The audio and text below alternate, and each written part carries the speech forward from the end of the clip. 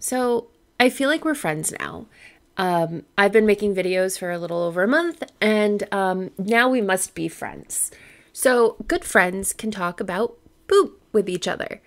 Um, I also love a good Chat GPT search, so I wanted to combine the two and have a little fun with it. I decided to ask it for 50 fun facts about poop, and I wanted to share with you some of my favorites. If you've never come across my videos, welcome. We're best friends now. My name is Stephanie. I am this nosy human. I upload new videos every Thursday, so if you enjoy this type of content, please go ahead and hit that subscribe button.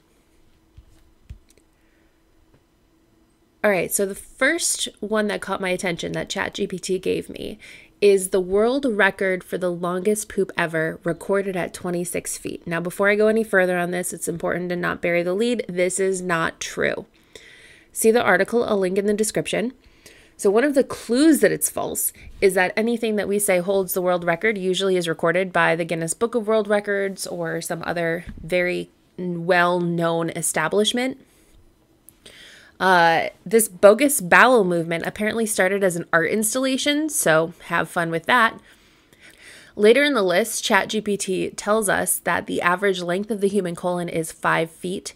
I found both 5 and 6 on the internet, so take that with what you will. So the colon basically takes the water out of what's left after your intestines take all of the nutrients from your food. So you really wouldn't be able to poop longer than the length of your colon. And if you pooped anywhere close to the length, you'd probably be really physically uncomfortable. So what is the actual world record for poop? Well, in 1972, a fossilized 7.9-inch turd was found in the remains of a Viking settlement. And it's really the only piece I could find on a record for length. Whether it's official or not, very interesting. Next up, the prompt from ChatGPT said, quote, animals like rabbits and elephants produce distinctive types of poop. Now that wasn't specific enough for me, so of course I go to the internet. So in wading through all of the information that comes up when I just Google search rabbit and elephant poop, I found something really interesting. Now, it totally stands to reason that larger animals have bigger poops, but they also defecate at a higher speed. And so it ends up working out that most species takes approximately the same amount of time to poop, regardless of size. So rabbits and elephants on average will take similar times to poop, even though they are vastly different size animals. So I found that interesting. Coming up on number 9 on the list from ChatGPT was about ancient Rome. So I took Latin in high school, and learning about ancient Roman culture was the part of the class that I liked a lot. You know, Latin is not super interesting. So I already know a lot about the public toilets and some of the other interesting things that make ancient Rome ancient Rome. But ChatGPT says that the ancient Romans used feces as teeth whitener. Now, that is obviously sounding very gross, but I did find a poet named Catullus who mentioned using urine as a teeth whitener, which still sounds gross, but way less gross than what I was thinking. In general, ancient Rome used human waste as fertilizer and laundry detergent, apparently occasionally as teeth whitener as well. Now, if you're wondering about the process with whitener, if you take urine and just let it sit out, it does break down into ammonia. So it's the ammonia that works against stains in laundry and stains on your teeth. So there were just jars left out that people would pee into, and those jars would be collected and distributed to where they needed to be. Now, going a little out of order on the list because ChatGPT has no idea how to properly order these, the 38th fun fact it gave me was about the tessorium. Now, a tessorium was a fresh sea sponge attached to a stick that people would use to wipe after defecation in ancient Rome. After use, they would soak the sponge in either water or vinegar for the next use. Vinegar was better at disinfecting than the water, which seems problematic to me considering that these sponges were shared in the public latrines. That being said, sometimes sponges weren't available. Discarded pottery was specifically cut to reduce anal trauma when scraping off feces. Now, they found this kind of all over the place. They specifically found some of these in Athens where they had some names inscribed to them.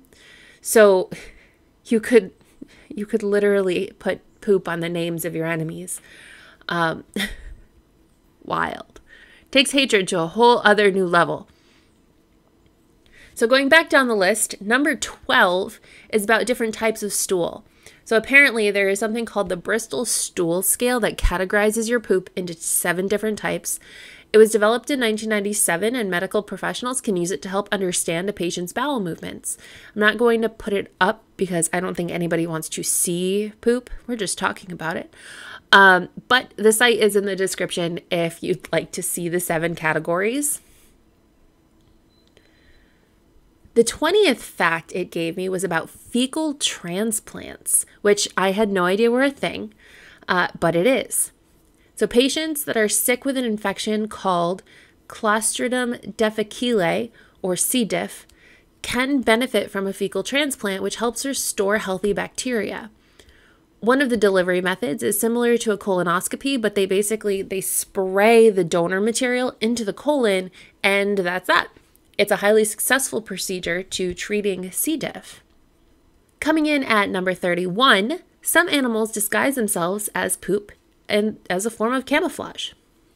The Smithsonian Magazine lists 5 species that do this. So there's the moth caterpillar, orb-weaving spiders, giant swallow-tailed butterflies, and crab spiders all specifically resemble bird poop. The site also listed bird-dropping spiders, which to them resembles a ball of dung, but it also sounds like it might resemble bird poo as well. So that's interesting. I would assume bird poo anyway. The 35th fun fact said that some cultures eat poop as a delicacy, and verifying this one took me down an uncomfortable rabbit hole for me. So, having nothing to do with delicacy, I found out that shellac is a resinous excretion from the lac beetle, which I already knew.